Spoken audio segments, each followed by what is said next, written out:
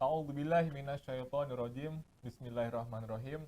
Assalamualaikum warahmatullahi wabarakatuh. Alhamdulillah, alhamdulillah wa syukurillah wassalatu wassalamu ala Rasulillah. Alhamdulillahi bi ni'matihi tatimmus sholihat. Alhamdulillahilladzi hadana li hadza wa ma kunna linahtadiya laula an hadanallah. Asyhadu an la ilaha illallah wa asyhadu anna Muhammadan abduhu wa rasuluh. Allahumma sholli ala sayyidina Muhammad wa ala ali sayyidina Muhammad. Rabbi shrah li sadri wa yassir li amri wahlul 'uqdatam min lisani yafqahu qawli. Rabbana anzilna munzalan mubarakan wa anta khairul munzilin. Shadaqallahul adzim. Alhamdulillah, apa kabar jamaah Prau TV yang dirahmati Allah Subhanahu wa taala. Alhamdulillah, pada kesempatan kali ini kembali kita bersama-sama di channel YouTube Prau TV di serial Tadabbur kisah-kisah yang ada di dalam Al-Quran. Suatu kebahagiaan bagi kita semuanya karena pada kesempatan kali ini masih diberikan nikmat kesehatan oleh Allah Subhanahu wa taala dan nikmat kesempatan untuk mengikuti kajian online ini. Semoga semuanya para jamaah diberikan kesehatan oleh Allah Subhanahu wa taala, dan yang sakit semoga diberikan kesembuhan oleh Allah Subhanahu wa taala. Alhamdulillah, tetap semangat dalam menjalani kehidupan, dalam menjalani dakwah ini ya. Jadi walaupun masih pandemi nih, tapi semangat ngajinya harus tetap ditingkatin karena ada online, ada Prau TV Jakarta 14 Yogyakarta. Sip. Oke, alhamdulillah pada kesempatan kali ini kita ada di serial Tadabbur Kisah Al-Quran. Seperti biasa, kita nanti insya Allah akan dibersamai oleh beliau yang kita tadimi adalah Al-Ustaz Ja'far Al-Jufri. Dan alhamdulillah beliau saat ini ada di sebelah saya. Assalamualaikum Ustaz. Waalaikumsalam warahmatullahi wabarakatuh. Sehat Ustaz? Alhamdulillah. Alhamdulillah. Kayaknya cowok banget nih Ustaz. Enggak. Oh, yakin? Sehat. Oke, siap. Langsung Sehat. gini. Alhamdulillah. Keluarga sehat Ustaz? Alhamdulillah. Berkat doa antum nih. Amin. Ini lagi sibuk apa Ustaz? Enggak sibuk saya. Selo ya? Pengangguran. Buat para jamaah nih, monggo diberikan kesibukan kepada Ustaz. Oke, jamaah yang dimuliakan Allah Subhanahu wa taala yang berbahagia. Mari sebelum kita awali kajian pada malam hari ini supaya mendapatkan berkah dan ridho dari Allah Subhanahu wa taala, mari kita awali dengan ta'awudz dan basmalah bersama-sama. A'udzubillahi minasyaitonir rajim. Bismillahirrahmanirrahim. Amin amin ya rabbal alamin. Baik, insyaallah pada kesempatan kali ini, pada kesempatan serial Tadabbur Kisah Al-Quran kali ini, kita akan membahas ya Ustaz di surat Al-Baqarah ayat 67 yang masih di kisah-kisah Nabi Musa alaihissalam. Seperti itu. Nah, kita akan bersama-sama menguliti. Buat para jamaah, jangan lupa untuk disiapkan buku catatannya ya. Fokus untuk menyimak, insya Allah kurang lebih sekitar ya 20 menitan lah. Seperti itu. Baik, langsung saja kepada beliau yang kami takzimi, kami persilakan. Bismillahirrahmanirrahim. Rabbi shrah li sadri wa yassir li amri wahlul 'uqdatam min lisani yafqahu qawli. Rabbi zidna ilma warzuqna fahma. Nawaitu ta'alluma wa ta'lima wa tadhakkura wa tadhkira wa naf'a wal intifa'a wal ifadata wal istifadata wal hatha ala tamassuki bi kitabillahi wa sunnati rasulillahi wa da'wata ila sabilil huda wal jihad wa nasrad dinil islam ibtigha'a wajhillah.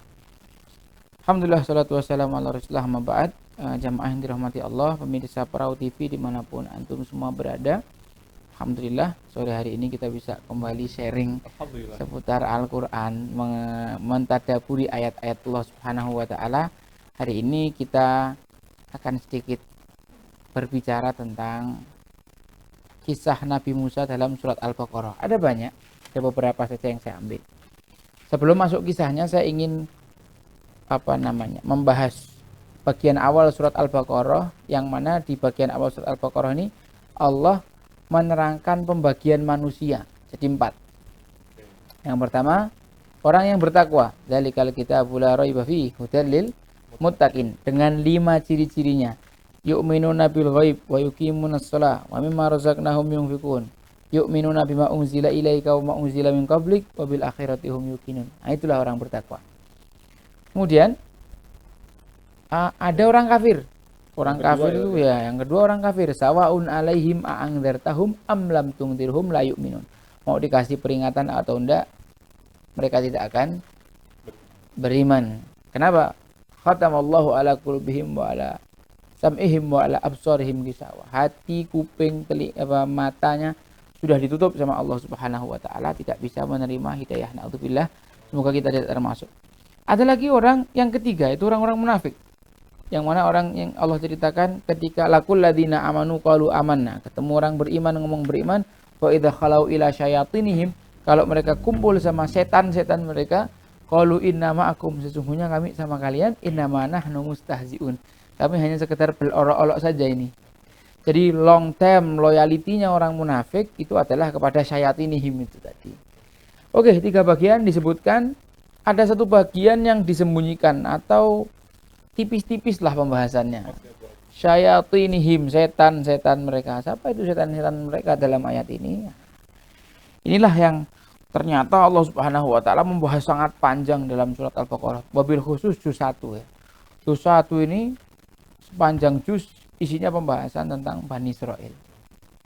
Nah, syayatinihim itu orang-orang yang memusuhi Islam dari kalangan Bani Israel. Bani Israel sendiri kan keturunan Nabi Yakub alaihissalam. Awalnya itu baik. Lalu wabil khusus ada yang keturunan Yahuda yang kemudian kita kenal dengan orang-orang Yahudi, yang mana Allah Subhanahu wa taala jelaskan orang yang paling latajidanna asyaddan nasi adawatan lil ladina amanu al yahud. Orang paling memusuhi orang mukmin itu orang Yahudi. Yahudi tetap masih ada yang baik karena toh ada beberapa orang Yahudi masuk Islam. Tapi yang sekarang tergabung dalam komunitas atau kelompok Zionis ini adalah orang-orang Yahudi yang memang mereka punya misi besar untuk menghancurkan Islam, membenci dan memusuhi Islam. Semua program-programnya adalah bagaimana menghancurkan Islam. Oke. Banyak sekali hal-hal yang menyebabkan orang Yahudi atau Bani Israel ini dulu disebutkan sama Allah adalah kaum yang mulia. Wa anni faddaltukum 'alal 'alamin, kami memuliakan kalian. Akan tetapi ternyata kemuliaan yang diberikan Allah kepada Bani Israel ini tidak bisa dijaga dengan baik, sehingga Allah malah mengutuk mereka. Kunu qiradatan khasiin, jadilah kalian kera-kera yang hina. Itulah kenapa ada beberapa orang di dunia ini yang punya misi mengedukasi manusia bahwa mereka itu adalah keturunan kera. Pengennya semua orang aku keturunan kera. Ya pokoknya kalau ada yang kayak gitu silahkan. Yang keturunan kera pindah ke kanan, yang bukan pindah kiri gitu aja ya. Nah, ini orang-orang yang sebenarnya orang keturunan kera itu ya mereka itu. Ya. Ini disebutkan dalam surat Al-Baqarah 65 tau. Walaqad alimtumul ladzina tadaw minkum fis sabt faqulna lahum kunu qiradatan khasiin. Jadilah kera-kera yang hina. Nah, banyak sekali tingkah laku Bani Israel yang menyeleweng yang dibahas dalam surat Al-Baqarah dan surat-surat lainnya, yang itu menjadi pelajaran karena kita ini orang mukmin sekarang jadi umat yang terpilih setelah mereka. Untuk apa Allah terangkan tentang penyelewengan mereka supaya kita tidak mengulang. Bisa jadi kemuliaan kita diambil sama Allah Subhanahu wa taala kalau kita terus mengikuti penyelewengan yang dilakukan orang Yahudi. Nah, pada kesempatan kali ini satu penyelewengan yang akan kita bahas adalah tentang Bani Israel itu banyak tanya.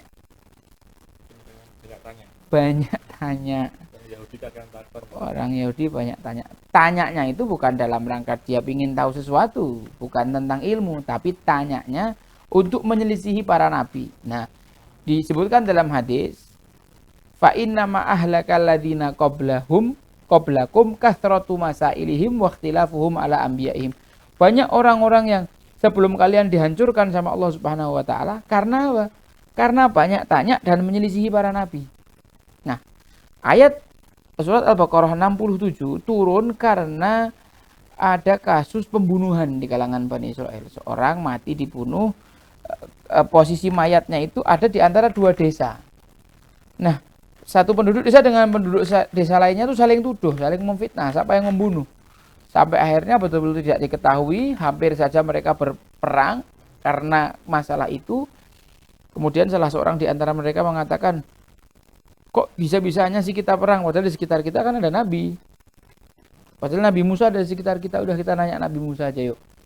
Kita selesaikan perkara ini. Kita minta tahkim kepada Nabi Musa. Ketika itu kita jangan lupa ya, Bani Israel itu pernah ke Mesir. Yang di Mesir ini rata-rata penduduknya orang pagan. Di antara salah satu dewa yang diagungkan orang Mesir adalah sapi betina.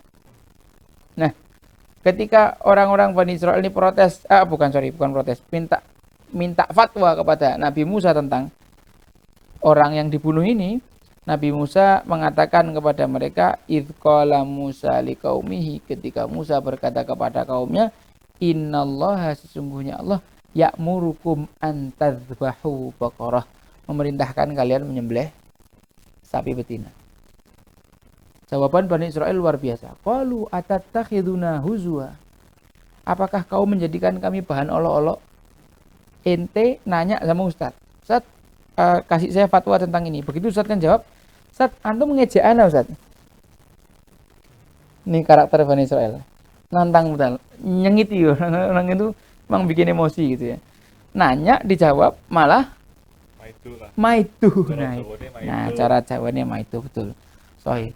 Orang ini maidunan orang Bani Israel. Jadi kalau orang di majelis, orang aktif di kegiatan organisasi kakean maidu ini, khawatir saya jangan-jangan dia keturunan Bani Israel yang hilang gitu loh. Sebenarnya beliau kayak banget ya. Orang-orang ini tuh sebenarnya sudah tahu atas jawaban tersebut, apa pura-pura bodoh saja. Nah inilah dia, orang Bani Israel itu orang bodoh. Orang bodoh, songong gitu, double. Ya bodoh, songong lagi. Nah kita lihat jawaban Nabi Musa, Masya Allah. Qala a'udzubillahi an akuna minal jahilin. Aku berlindung kepada Allah Subhanahu wa taala supaya aku tidak termasuk golongan orang-orang yang bodoh. Jadi menurut Nabi Musa, beliau ini sedang berhadapan dengan orang bodoh, sehingga beliau berlindung dari orang-orang bodoh. Jadi kita berlindung kepada Allah di dalam Al-Qur'an itu bukan cuman kepada setan aja, sama orang bodoh pun juga. Kamu tahu nggak apa penyebab terjadinya banyak pertikaian dan perselisihan di muka bumi ini? Dah bodoh ngomong gitu loh. Seandainya semua orang bodoh itu diem, nggak usah banyak ngomong, nggak akan ada perselisihan di muka bumi. Itu contoh lah ya. Ini Bani Israel disebut sama Nabi Musa adalah orang-orang yang bodoh. Nah, sekarang coba kita ambil term bodoh menurut Islam ya. Apa itu bodoh menurut Islam? Di zaman Rasulullah ada seorang yang sangat cerdas, sangat terkenal kebijaksanaannya. Namanya Abul Hakam, Amr bin Hisham nama aslinya. Orang yang setiap orang Quraisy punya masalah, dia ini adalah tokoh Bani Makhzum yang selalu dimintai pendapatnya. Tapi ketika Islam datang, Al-Quran disampaikan, dia adalah orang yang paling memusuhi Rasulullah SAW, sampai namanya diganti sama Rasulullah jadi Abu Jahal. Jadi bodoh itu bukan tentang intelektual, tapi tentang bagaimana hati ini mau menerima kebenaran atau tidak. Ini kan kasusnya gitu, mereka nanya sama Nabi, minta fatwa, begitu dikasih kebenaran malah nolak. Menganggap Nabi menjawab sebagai olok-olok. Lah inilah orang-orang bodoh. Di dalam Al-Quran sendiri Allah menerangkan tentang beberapa jenis kebodohan ya, jahiliyah bahasanya kan. Minad dzulumati ilan nur, dzulumatul jahil. Karena jahil itu banyak. Nur itu cuma satu Islam. Nah, ada 4 jahiliyah yang disebutkan dalam Al-Quran. 1, dhonnal jahiliyah, prasangka jahiliyah. Ini bicara tentang tauhid dan syirik. Orang yang tauhidnya benar itu adalah orang yang mukmin, orang yang lurus. Orang yang tauhidnya keliru, orang musyrik. Orang musyrik itu juga disebut orang yang yadunnuna billahi ghairal haqqi dhannal jahiliyah. Sangkaannya kepada Allah itu keliru, dibangun di atas kebodohan. Kemudian ada di situ tabarrujal jahiliyah. Kalau tadi kebodohan tingkat individu personal, ini kebodohan level keluarga. Kalau kita ingin tahu keluarga itu bodoh atau tidak, kita lihat para wanitanya. Para wanitanya tabarruj enggak? Kalau tabarruj kholas. Itu keluarga berarti kacau lah itu ya. Suami istri enggak ada yang bisa menyelesaikan masalah itu. Indikator bobroknya suatu keluarga adalah seorang wanita. Kalau wanitanya tabarruj itu semacam getuk. Pengetahuan ini yang pemirsa ya nggak Oh, paham nggih. tabarruj ini. Pemirsa yang belum paham, mohon maaf karena saya belum ngasih tahu tabarruj itu apa. Tabarruj itu bersolek, berhias yang menyelisih syariat. Ya, jadi berdandan yang membuat hormonnya laki-laki itu meluber-luber, yang membuat syahwat laki-laki itu meronta-ronta, menyebabkan seorang laki-laki itu berimajinasi dan berfantasi itu dengan naudzubillah min dzalik, dengan penampilan tersebut. Tabarruj itu boleh seorang istri untuk suaminya di dalam rumah. Wanita solehah itu yang di dalam rumah ke barat-baratan, kalau keluar rumah ke Arab-Araban. Orang korek itu kan. Oh, jangan kebalik saudara-saudara. Kok di rumah malah cadaran sama suami kayak orang Arab. Tapi kalau keluar, wow. Na'udzubillah min dzalik. Itu tabarruj. Kemudian ada hamiyatul jahiliyah. Asobia. Apa sih, fanatisme jahiliyah. Ini secara kelompok ya. Di level yang paling tinggi adalah hukmal jahiliyah. Ketika hukumnya itu hukum jahiliyah digunakan, diterapkan dalam suatu istilahnya komunitas yang sangat besar. Na'udzubillah min dzalik. Nah, itu adalah level-level kejahiliahannya. Di sini orang-orang Bani Israel ini disebutkan sama Allah Subhanahu wa taala lewat perkataan Nabi Musa, "A'udzubillah, aku berlindung kepada Allah dari orang-orang yang bodoh." Apa kebodohan mereka? Ya ini, minta fatwa, minta dikasih pengarahan langsung ditolak. Dianggapnya itu main-main. Banyak kan sekarang orang muslim yang kayak gitu. Nanya hukum Islamnya gimana, begitu hukumnya tidak sesuai dengan syariat ditolak. Nah, inilah orang-orang Bani Israel ketika mendapatkan satu hukum yang bimala tahwa anfusuhum, yang tidak sesuai dengan hawa nafsu mereka, fariqon kadzabu wa fariqon yaqtulun. Sebagian nabinya didustakan, sebagian nabinya bahkan dibunuh. Itu karakternya Bani Israel. Bani Israel itu sehari bisa nyembelih 140 nabi. Kita kurban aja nggak pernah 140 sapi kan. Ini Bani Israel sehari nyembelih 140 nabi. Oke. Nah, maka ketika diperintahkan nyembelih sapi, mereka langsung nyembelih sapi betina, selesai masalahnya. Tapi karena mereka banyak tanya, mereka nanya, qalu du'u lana rabbak, wahai Musa, tolong tanyakan pada Tuhanmu, mahiyya, ini sapi yang kayak mana? Maka Nabi Musa mengatakan, qala innahu yaqulu, sungguhnya Allah mengatakan kepada kalian, an innaha baqaratun la faridun wala bikrun awanum baina dzalik faf'alu ma tu'marun. Bukan sapi yang tua, bukan juga yang terlalu muda, yang sedengan, yang umurnya tengah-tengah. Udah, segera laksanakan aja apa yang diperintahkan Allah kepada kalian. Nanya lagi. Qalu ud'u lana rabbaka yubayyin lana ma launuha. Wahai Nabi Musa, tolong tanyakan pada Tuhanmu, sapinya nih yang warnanya kayak mana? Yang kayak gitu tuh. Wala innahu yaqul innaha baqaratun safra'u faqi'ul launuha, yang warnanya kuning keemasan. Tasurrun nadhirin, yang menyenangkan siapapun yang melihatnya. Sapinya warnanya kuning keemasan, safra. Asfar itu kuning, kalau apa kuningnya untuk muannas safra. Safra faqi'ul launuha. Seandainya tadi udah ketemu sapi yang tanggung, sembelih kan selesai. Sekarang suruh nyari sapi warna kuning keemasan tuh susahnya kayak mana? Karena apa? Banyak nanya. Kok di sini ada langsung? Tinggal disembelih aja. Lah ini masih nanya lagi, qalut ulana rabbaka yubayyin lana ma hiya innal baqarata syabaha alaina. Wahai Musa, tolong tanyakan lagi kepada Tuhanmu, sesungguhnya sapinya tuh yang kayak mana? Itu sapi-sapi kayak gitu tuh banyak yang mirip-mirip. Sesungguhnya sapi itu masih belum jelas bagi kami. Nanti kalau udah jelas banget, insyaallah la muhtadun, kami akan tahu sapinya yang mana yang akan kami sembelih. Kasih lagi sama Allah kriteria yang lebih sulit. Qala innahu yaqul, Allah Subhanahu wa taala mengatakan pada kalian, innaha baqaratun la dzalulun tuthilul ard. Sapinya tidak pernah dipakai buat baca, wala taskil har, tidak pernah buat ngairi satu kebun. Musallamah la syiyata fiha, sempurna tanpa cacat. Qalul ana ji'ta bil haqq. Sekarang udah jelas ini. Tapi masalahnya nyari sapi tanggung, warnanya emas, enggak cacat, enggak pernah dipakai buat ngairi sawah. Untuk ini diu kan uangnya lepol gitu loh. Nah, itulah sekarang kita juga bisa mendapati bahwa banyak orang yang tipenya kayak gini. Ketika dikasih perintah, banyak tanya, sebenarnya tanyanya itu untuk memudahkan dia, untuk nyari celahnya kayak gimana gitu. Contoh, Agit tolong hafalkan niat belajar. Ustadz ini disetornya kapan? Seandainya kamu nggak nanya kan Ustadznya? Besok siang. Jadi susah karena apa? Karena kita nanya. Terus setornya di mana Ustadz? Di sini apa ke rumah hantu?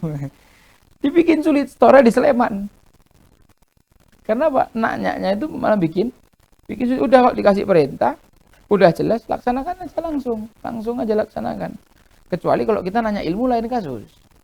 Ya, diperintah nyembelih sapi, udah sembelih aja, nggak usah banyak omong gitu. Nggak usah banyak nanya macam-macam. Akhirnya nanti malah jadi sulit. Nah, setelah akhirnya mereka nyari sekian lama, ini ada kisahnya tersendiri ya, bagaimana Bani Israel ini bisa menemukan sapi ini. Singkat cerita, setelah ketemu, disembelihlah fadzabahuha, dan itu sapi terakhir yang sesuai dengan kriteria ini. Setelah itu udah nggak ada lagi sapi yang kayak gitu. Maka duyaf'alun, hampir-hampir mereka tidak bisa mengerjakan itu. Wa id qataltum nafsan. Nah, ini wa id qataltum nafsan ini adalah sebenarnya awal kisah dari kisah ini, ketika kalian membunuh seorang fadara'tum fiha.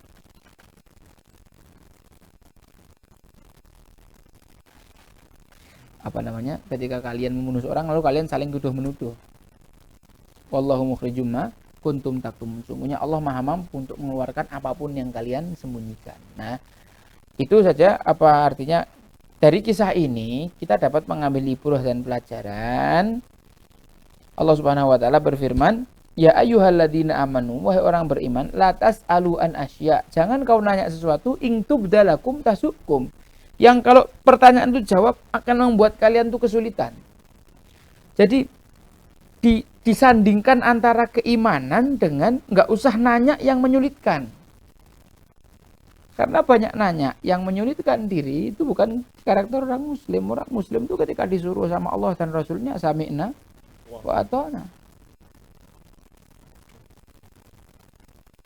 Idza du'a ilallah rasuli ayaqulu sami'na wa ata'na. Itulah orang muslim. Anggit kerjakan, siap, komandan, sami'na wa ata'na udah. Jangan nanya, besok pas sekarang Pak Komandan. Wis itu angel. Kayak gitu angel udah. Karena emang ya sepertinya hal-hal remeh-temeh sih. Ya. Hal yang biasa-biasa aja, cuman ini kalau berulang terus Jadi banyak karakter. jadi karakter gitu ya, jadinya malah ya tadi kita nggak taat, jadi masalah nggak cuma buat diri sendiri tapi juga lingkungan dan orang lain gitu ya. Sahih. Organisasi itu tidak akan jalan nggak terlalu banyak orang kayak gini. Dan kalau skalanya kecil nggak ada masalah, tapi nanti kalau misalkan apa namanya kebiasaan kayak gini di medan perang, ayo semuanya tiarap, dan tiarapnya kapan? Besok pas sekarang? Boom, mati duluan lah. Kayak gitu. Itu kan contoh di satu hal. Suruh tiarap, udah kok namanya orang udah dipimpin sama seorang, udah diperintah apa sami'na wa ata'na. Nah, ini kan satu contoh gampang aja. Kita bayangkan kok seandainya nih organisasi yang besar, punya istilahnya peran dan manfaat yang sangat luas kepada masyarakat, kok ada tipe pemimpinnya yang terhadap pemimpin di atasnya sami'na wa mikir-mikir ini wah susah. Nanti itu akan menyulitkan bukan cuma buat dia, buat organisasinya, dan nanti dampaknya buat masyarakat secara umum kayak gitu loh. Nah, ini karakter-karakter yang semacam ini perlu kita hilangkan dari diri kita sendiri. Ini adalah ayat yang mengajari kita tentang sami'na wa ata'na. Jadi emang ini juga sebagai nasihat ya sebenarnya ya buat diri masing-masing ya, masing-masing kami juga mungkin pemirsa di rumah, bahwasanya emang ketaatan kepada pimpinan dimanapun Anda selagi itu dalam syariat Islam ya tadi, selagi dalam kebaikan dia pun mutlak derek mawon taat atau itu saja jemaah yang dapat saya sampaikan. Jadi intinya adalah tentang jangan sekali-kali menyelisihi perintah amir selama itu tidak menyelisih perintah Allah, selama itu dalam kebenaran, dalam kebaikan, taati. Menyelisihi itu termasuk indikator orang yang jahil atau jahiliyah, dan mentaati perintah amir atau tidak bertanya terhadap satu hal yang tadi kalau dijawab malah menyulitkan, itu dikaitkan sama Allah dengan keimanan. Tanda kita punya iman, kita tidak bertanya hal yang menyulitkan kita. Itu saja Mas Anggit, semoga yang sedikit ini bisa bermanfaat buat kita semua, pengingat buat saya, pengingat buat jamaah yang di studio ataupun yang ada di manapun Anda berada.